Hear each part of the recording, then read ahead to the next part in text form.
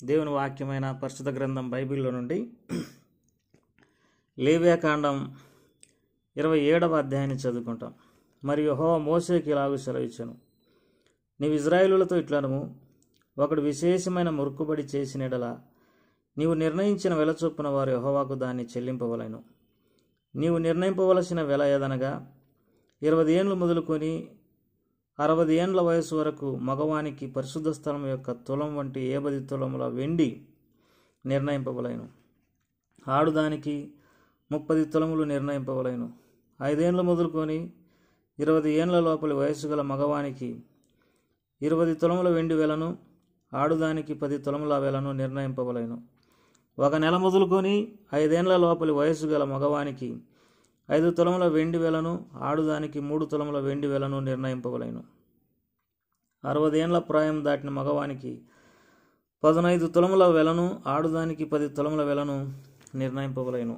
ఒకడు నీవు నిర్ణయించిన వెలను చెల్లింపలేనంత బీదవాడైన యెడల అతడు యాజకుని ఎదుట నిలవవలెను. అప్పుడు యాజకుడు అతని వెలను నిర్ణయించును. మ్రొక్కుకొనిన వాని కలిమి చొప్పున వానికి వెలను నిర్ణయింపవలెను. యెహోవాకు అర్పణంగా అర్పించు పశువులలో ప్రతి దానిని యెహోవాకు ప్రతిష్ఠితంగా ఎంచవలెను. అట్టి దానిని మార్చకూడదు. చెడ్డదానికి ప్రతిగా మంచిదానినైనను, మంచిదానికి ప్రతిగా చెడ్డదానినైనను, ఒకదానికి ప్రతిగా వేరొక దానినైనను ఇవ్వకూడదు. పశువును మార్చిన యెడల అదియు దానికి మారుగా ఇచ్చినది ప్రతిష్ఠితమగును. జనులు యెహోవాకు అర్పింపకూడని అపవిత్ర జంతువులలో ఒక దానిని తెచ్చిన యెడల ఆ జంతువును యాజకుని ఎదుట నిలవబెట్టవలెను. అది మంచిదైతేనేమి చెడ్డదైతేనేమి యాజకుడు దాని వెలను నిర్ణయింపవలెను. యాజకుడగు నీవు నిర్ణయించిన వెల స్థిరమగును. అయితే ఒకడు అట్టి దానిని విడిపింపగోరిన యెడల నీవు నిర్ణయించిన వెలలో 5వ వంతు దానితో కలపవలెను. ఒకడు తన ఇల్లు యెహోవాకు ప్రతిష్ఠితమగుటకై దాన్ని ప్రతిష్ఠించిన యెడల అది మంచిదైనను చెడ్డదైనను యాజకుడు దాని వెలను నిర్ణయింపవలెను. యాజకుడు నిర్ణయించిన వెల స్థిరమగును. తన ఇల్లు ప్రతిష్ఠించిన వాడు దాన్ని విడిపింపగోరిన యెడల అతడు నీవు నిర్ణయించిన వెలలో 5వ వంతు దానితో కలపవలెను. అప్పుడు ఆ ఇల్లు అతని దగును.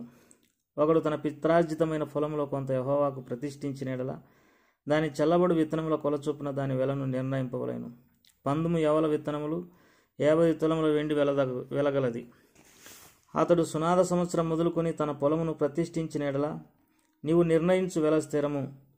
సునాద సంవత్సరమైన తర్వాత ఒకడు తన పొలమును ప్రతిష్ఠించిన యెడల యాజకుడు మిగిలిన సంవత్సరముల లెక్క చొప్పున అనగా మరుసటి సునాద సంవత్సరం వరకు దాని వెలను నిర్ణయింపవలెను. నీవు నిర్ణయించిన వెలలో దానికి వారడి తగ్గింపవలెను. పొలమును ప్రతిష్ఠించిన వాడు దాన్ని విడిపింపగోరిన యెడల నీవు నిర్ణయించిన వెలలో 5వ వంతును అతడు దానితో కలపవలెను. అప్పుడు అది అతని దగును. అతడు ఆ పొలమును విడిపింపని యెడల వేరొకనికి దాన్ని అమ్మిన యెడలను మరి ఎన్నటికీ దాన్ని విడిపింప వీలు కాదు. ఆ పొలం సునాద సంవత్సరమున విడుదల కాగా అది ప్రతిష్ఠించిన పొలం వలె యెహోవాకు ప్రతిష్ఠితమగును. ఆ స్వాస్థ్యం యాజకుని దగును. ఒకడు తాను కొనిన పొలమును అనగా తన స్వాస్థ్యంలో చేరని దానిని యెహోవాకు ప్రతిష్ఠించిన యెడల యాజకుడు సునాద సంవత్సరం వరకు నిర్ణయించిన వెల చొప్పున అతనికి నియమింపవలెను. ఆ దినమంది నీవు నిర్ణయించిన వెల చొప్పున మేర చొప్పున యెహోవాకు ప్రతిష్ఠితముగా దాన్ని చెల్లింపవలెను. సునాద సంవత్సరమున ఆ భూమి ఎవని పిత్రార్జితమైనదో వానికి అనగా ఆ పొలము నమ్మిన వానికి అది తిరిగి రావలెను. నీ వెలల నీవు పరిశుద్ధ స్థలం యొక్క వెల చొప్పున నిర్ణయింపవలెను. 1 తులం 20 చిన్నములు. అయితే జంతువులలో తొలిపిల్ల యెహోవాది గనుక ఎవడునూ దాన్ని ప్రతిష్ఠింపకూడదు.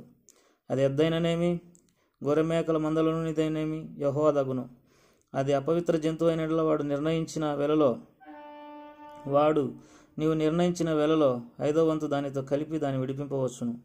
దాన్ని విడిపింపని యెడల నీవు నిర్ణయించిన వెలకు దాన్ని అమ్మవలెను. అయితే మనుషులలో గాని జంతువులలో గాని స్వాస్థ్యమైన పొలములలో గాని తనకు కలిగిన వాటన్నిటిలో దేనినైనా ఒకడు యెహోవాకు ప్రతిష్ఠించిన యెడల ప్రతిష్ఠించిన దానిని అమ్మకూడదు, విడిపింపకూడదు. ప్రతిష్ఠించిన సమస్తం యెహోవాకు అతి పరిశుద్ధంగా ఉన్ను. మనుషులు ప్రతిష్ఠించు వాటిలో దేనినైనా విడిపింపక హతం చేయవలెను.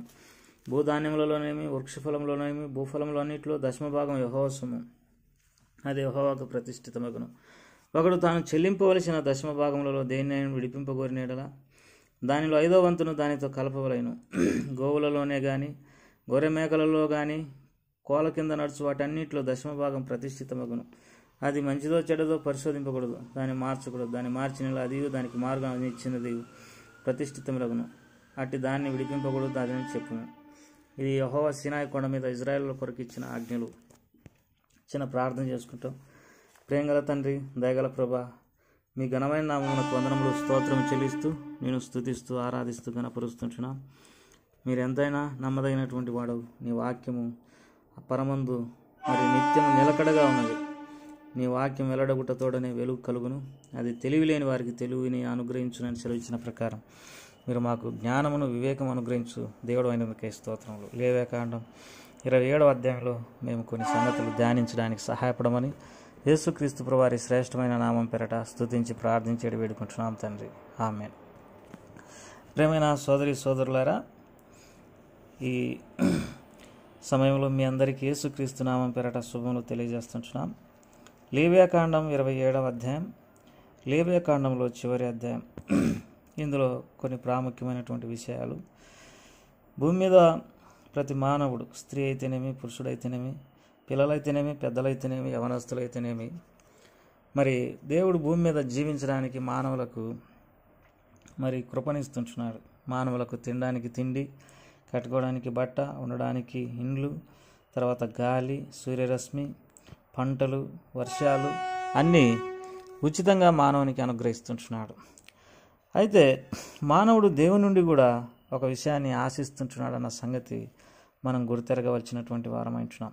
మానవులమైనటువంటి మనము ఆయన నుండి అనేక ఆశీర్వాదాలు పొందినప్పుడు మనము కూడా కృతజ్ఞత కలిగి ఉండాలి అనేది మరి దేవుడు మానవులమైన మన ఎడలా కోరుకుంటున్నాడు. ఆయన మనకు అన్నం పెడతా ఉన్నాడు, తర్వాత మనకు నీళ్ళు ఇస్తూ ఉంటున్నాడు, మనకు ఆహారం, మనకు వస్త్రాలు ఇస్తుంటున్నాడు, మనం ఉండడానికి సహాయపడుతుంటున్నాడు, మనకు జీవం ఇచ్చిండు.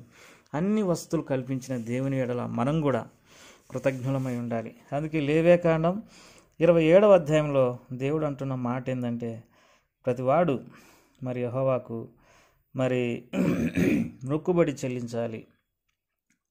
లేకపోతే మన భాషలో మనం పన్ను చెల్లించాలి. ఎందుకంటే భూమి మీద మనం ఉన్నందుకు. నిజమే, మనం బతుకుతున్నాము లేకపోతే జీవిస్తున్నామంటే ఇదంతా దేవుని కృప. దానికి తగ్గట్టుగా మనం కూడా దేవునికి చెల్లించాల్సినటువంటివి ఉన్నాయి. దేవుని వాక్యంలో ఇదే లేవ్యాకాండం 27వ అధ్యాయం 31వ వచనంలో లేకపోతే 30వ వచనం, భూధాన్యములలోనేమి వృక్షఫలంలోనేమి భూఫలములన్నింటిలో దశమభాగం యెహోవా సొమ్ము. దేవునికి దశమభాగం ఇవ్వాలి. దేవుని వాక్యంలో మరి మలాకి గ్రంథం 3వ అధ్యాయంలో మనం చదువుకున్నట్టుగా మనకు తెలిసినట్టుగా దేవుని వాక్యంలో మలాకి గ్రంథం 3వ అధ్యాయం 7వ వచనం నుండి, మీ పితరుల నాటి నుండి మీరు నా కట్టలను గైకొనక వాటిని త్రోసివేస్తిరి. అయితే మీరు నా తట్టు తిరిగిన యెడల నేను మీ తట్టు తిరుగుదునని సైన్యములకు అధిపతికి యెహోవా సెలవేయగా మేము నా తట్టు తిరిగిన యెడల నేను మీ తట్టు తిరుగుతానని సైన్యములకు అధిపతికి యెహోవా సెలవేయగా మేము దేని విషయంలో తిరుగుదామని మీరందరూ. మానవుడు దేవుని యొద్ద దొంగిలునా? అయితే మీరు నా యొద్ద దొంగిలితిరి. దేని విషయంలో మేము నీ యొద్ద దొంగిలితిమని మీరందరూ 10వ భాగమును ప్రతిష్టార్పణలు ఏక దొంగిలితిరి. ఈ జనులందరూ నా యొద్ద దొంగిలిచునే ఉన్నారు, మీరు శాపగ్రస్తులై ఉన్నారు. నా మందిరంలో ఆహారం ఉన్నట్లు 10వ భాగమంతా మీరు నా మందిరపు నిధిలోనికి తీసుకొని రండి. దీన్ని చేసి మీరు నన్ను శోధించిన యెడల నేను ఆకాశ వాక్యములు విప్పి పట్టజాలంత విస్తారంగా దీవెనలు కుమరించదనని సైన్యములకు అధిపతికి యెహోవా సెలవిస్తున్నాడు. కనుక ప్రభు వైపు మనం తిరిగినప్పుడు ప్రభు మరి మనల్ని ఆశీర్వదిస్తాడు. మనం దేవునికి దశమ భాగాలు, కృతజ్ఞతార్పణలు, సమాధాన బలాలు ఇలాంటి అర్పించడం చేత దేవుని ఎడల మనం కృతజ్ఞులమై ఉండామని తెలియడానికి మనకు దోహదపడుతుంది. మనం ఆ రీతిగా ప్రభువుకు సమర్పించుకొని దేవుని చేత దీవించబడదాం గాక. ప్రభు మిమ్మును మీ కుటుంబాలను దీవించును గాక. ప్రియమైనటువంటి ప్రభు, మా ప్రియుల కుటుంబాన్ని దీవించండి, ఆశీర్వదించండి. వారికి నీ వాక్యాన్ని నేర్పి వారిని ఆశీర్వదించండి. యేసు ప్రభువారి నామం పేరట ప్రార్థించేది వేడుకుంటున్నాం తండ్రి.